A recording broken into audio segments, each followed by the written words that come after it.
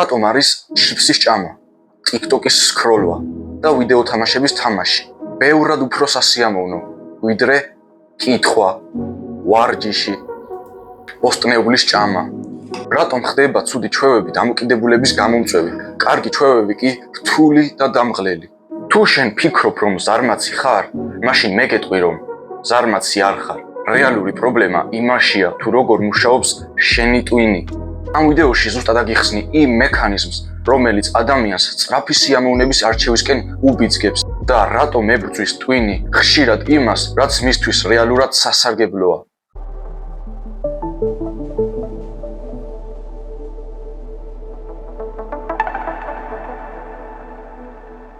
სანამ მთავარი კითხვის პასუხზე გადავიდოდეთ, უნდა ვახსენოთ ერთი მნიშვნელოვანი რამ. არსებობს ნივთიერება, ჰორმონი, სახელად დოპამინი. ბევრს გონია, რომ დოპამინი უბრალოდ სიამოვნების ჰორმონია. ეს ბოლომდე სიმართლე არ არის. უფრო ზუსტად ის მოტივაციისა და მოლოდინის სისტემის ნაწილია.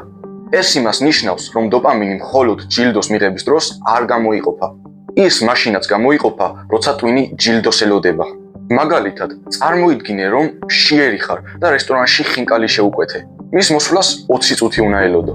შეიძლება ხინკლის მოსვლამდე უკვე წარმოიდგინო, როგორ ჩაკბიჩავ, როგორ გადმოვაწვენი და როგორ მიიღებ სიამოვნებას.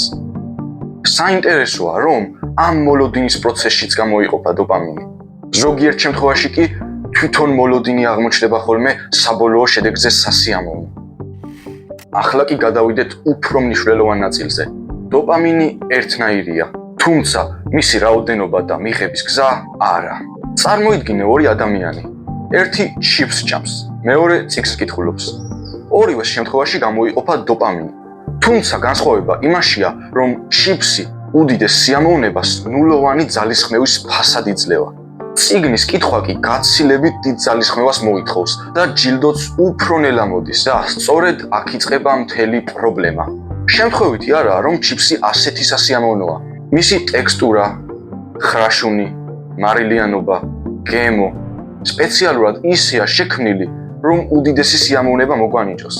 თითოეულ ლუკმაზე ტვინი უდიდეს სიამოვნებას იღებს. ამავდროულად თითქმის არაფრის გაკეთება არ გჭირდება. შენ უბრალოდ იღებ შეფუთვას და ხსნი. შედეგად ტვინი სწავლობს. შეხედე, მე მცირე ძალისხმევის შედეგად რამხელა სიამოვნების მიღება შემიძლია. მოდი ამას შემდეგშიც გავიმეორებ. და სწორედ ამიტომ გვინდა კიდევ და კიდევ. დაიმახსოვრე ერთი მარტივი წესი. თუ ძალიან მცირე ძალისხმევის სანაცვლოდ უდიდეს ჯილდოს იღებ, ტვინი ამ ქმედებას იმახსოვრებს და მისი გამეორება უფრო და უფრო უნდა. ანუ წესი არის ასეთი. როდესაც მიღებული ჯილდო აღემატება დახარჯულ ძალისხმევას, ქმედება არის დამოკიდებულების გამომწვევი. რაც უფრო დიდია სიამოვნება და რაც უფრო მცირეა საჭირო ძალისხმევა, მით უფრო იზრდება დამოკიდებულების განვითარების შანსი. და რატომ ხდება ასე? რატომ არის ადამიანის ტვინი ამგვარად მოწყობილი?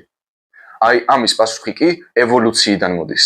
ჩვენი ტვინი მილიონობით წლის განმავლობაში ჩამოყალიბდა ისე, რომ რაც შეიძლება ნაკლები ენერგია დაეხარჯა და რაც შეიძლება სწრაფად მიეღო ჯილდო. გამოქვაბულის ხანის პერიოდში ადამიანისთვის საკვების შოვნა ურთულესი რამ იყო. მისთვის გადარჩენა თითქმის შეუძლებელი იყო. ამიტომაც მაშინდელი ადამიანის ორგანიზმი მაქსიმალურად ცდილობდა ისინი დაეცვა ენერგიის დახარჯვისაგან.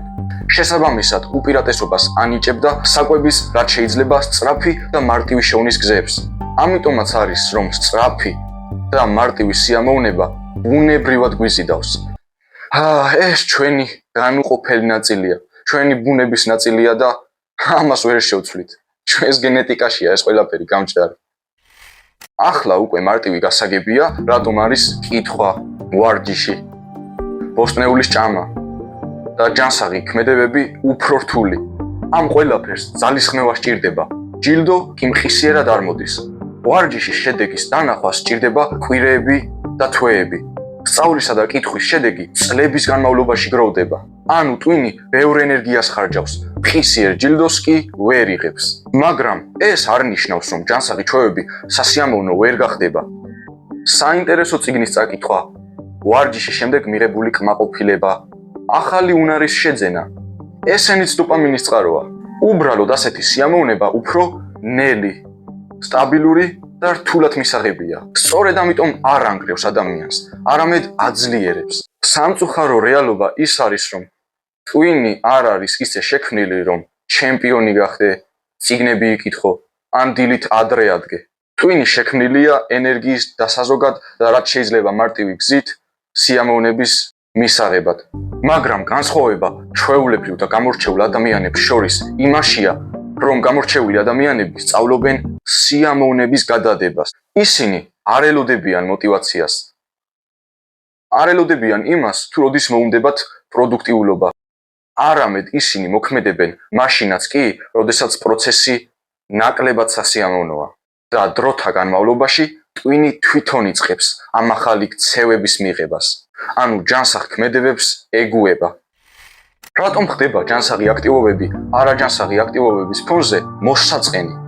იმიტომ რომ, როდესაც ადამიანი გამუდმებით იღებს ძალიან ძლიერ სტიმულებს, ისეთ სტიმულებს, როგორებიცაა სკროლვა, ჯანკ ფუდის ჭამა, ვიდეო თამაშების თამაში, პორნოგრაფია.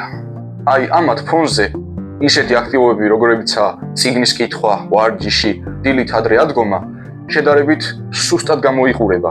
პრობლემა ის არ არის, რომ წიგნი გახდა უინტერესო. არა. პრობლემა ის არის, რომ ტვინი მიჩვეულია არამქვეყნიურად ძლიერი სტიმულების მიღებას. და სწორედ ამიტომ ძლიერი ადამიანები არ იბადებიან ძლიერებად. ისინი თანდათან იქცევიან ასეთებად. ამ ვიდეოსთვის კი სულ ეს იყო. იმედი მაქვს ეს ინფორმაცია თქვენთვის საინტერესო გამოდგა. ჩემი თხოვნა იქნება, რომ გამოიწერო ეს არხი და გადააზიარო ეს ვიდეო, რადგანაც ასე დაეხმარები ამ არხს განვითარებაში. ასევე დააფიქსირე შენი აზრი ამ თემასთან დაკავშირებით. რომელი არაჯანსაღი აქტივობა არის შენთვის ყველაზე ჩამთრევი? რა გერთულება დისციპლინის პროცესში ყველაზე მეტად და ასე შემდეგ. რამე კითხვა თუ ექნება, დაწერე და მე აუცილებლად გიპასუხებ. ახლა კი დროებით და გისურვებ თვით განვითარებას.